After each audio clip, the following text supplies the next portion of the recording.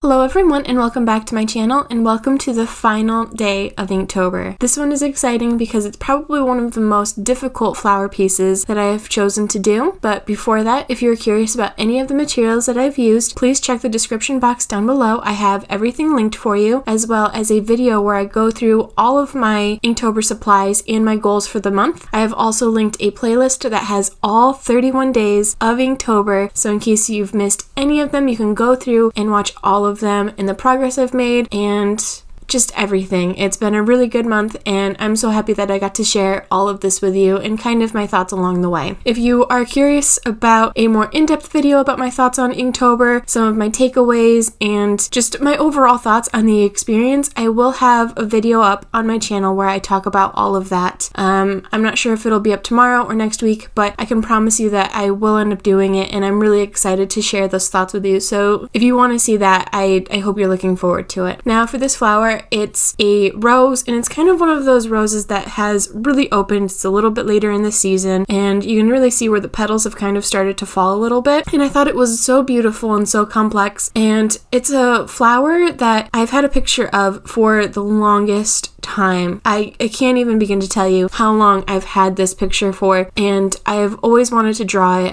I've always loved it and I thought it was so beautiful, and I tried it once. I didn't do a very good job, and it's one of those things where I've just been holding on to it, hoping that one day I would feel like I was confident enough to tackle it, and I really felt like this was it. This was kind of the grand finale to Inktober, and it couldn't have been a more perfect end for me in this experience and for what I've learned. I will say that it was really quite difficult for me to go through and do it. It took a lot of thought on my part trying to figure out each of the petals and how the shading would kind of interact, being that it wasn't kind of a straightforward flower, you know, like there's so many different petals and variations and shadows and textures, and it's not just like a front-facing flower or something that you could very easily make sense of when you look at it. So I know that this may not translate well to everyone, but I'm personally really happy with how it came out.